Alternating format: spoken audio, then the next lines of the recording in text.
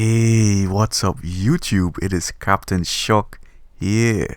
Today I'm going to be showing you why you should always reserve some energy in your tank to just destroy when needed. And you see the professional athletes doing that as well. For example, Usain Bolt, if he's in the lead and it's a sure win, he paces himself, he actually slows down, he doesn't push himself to the limit if it's a sure win. And you should be doing this as well when you're playing. If you give it your 100% each and every single map and match, you're going to get burned out. And when needed, when the competition comes and they join your lobby or you're matched up against them, then you won't have any energy left. You'll actually start reducing your energy levels. You'll start getting bored of the game. You'll start making mistakes. So of course, don't push yourself 100% every single match. Keep a reserve, an emergency reserve when needed. Now, I'm not referring to going in hard. I go in hard every map. I try every map. But I know in the background, I can even go that little further if I go 100%. If you see what I'm saying. So I'm still pushing hard. I'm still destroying them. But I know if needed, I have that little energy reserve to tap into.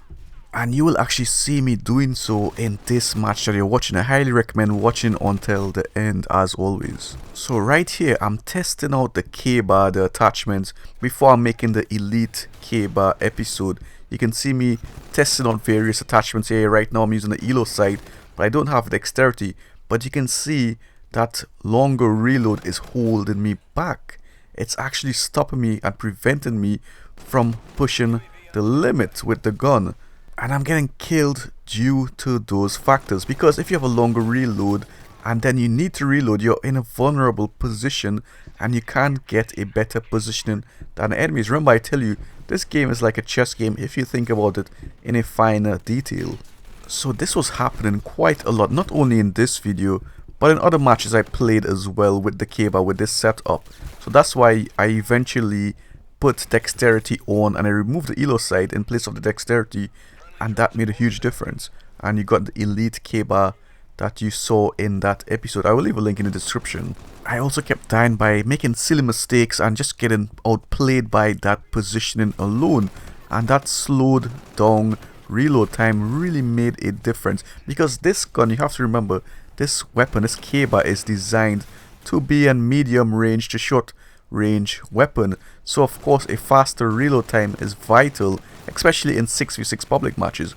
Now you can get away without using dexterity in competitive because it's 4v4, but this is public and it's 6v6, it's a lot more chaotic.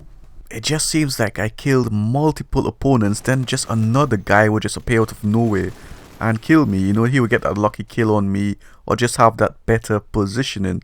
So I'm thinking about this, I'm getting a little more pissed off after every single death. And I know I can totally destroy these guys if I give it 100%, if I just turn the temperature up. And it happens, you know, because I got angry. Look at those silly deaths. It should not be happening.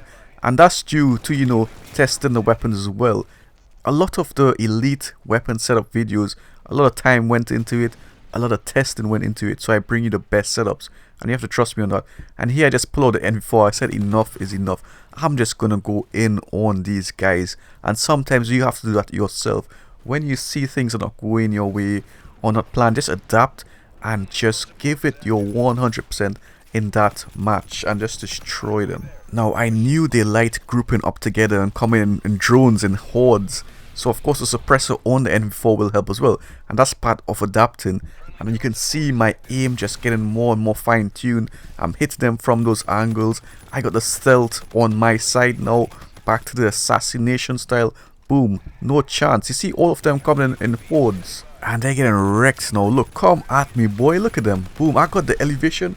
Where are they going? Tell me, where are they going? I got my phase shift on, best specialist in the game. They can't touch me. And look, you get shot in the back just like that. What are you doing in my power position? And of course I'm pre-aiming the other side because I know they love to push there, right? Remember from playing against them. Now I checked the tunnel and look at them. They're throwing grenades. But I'm ready. I got my advanced UAV. Now they can't hide from me. and you see my movement on the map, catch them by surprise using that elevation to my advantage, pushing around them. I'm not giving them face-to-face encounters. You see what I'm doing here? They're not getting a chance to kill me. And look at that, I tag him up, teammate picks up the kill, and I destroy this guy in the van. Where you going, boy? And look at them, boom, get wrecked. I'm coming for them. Look at this. They're gonna push down the tunnel like some zombies. They're in a choke point like what happened with the Persians against the Spartans. And that's what's up. That's how they get destroyed. And look at this. They keep coming. Look at that. Zombies. That's how they think. You know, they have no awareness. They just come back with rage, thinking they can kill you. That's a human mind there. And that's the weakness of the human mind and anger. But you have to control it. Don't be a sheep. You be a leader. You lead the pack. And look at them. They didn't get enough, so they keep crossing. But they don't know I control this passing, boy. You cannot pass this. Yeah, those orcs just got Gandalfed. And look at that. I saw I had a bad position. I go straight into phase shift up until the elevated position. And boom. Get wrecked. That's how we do it. And one more.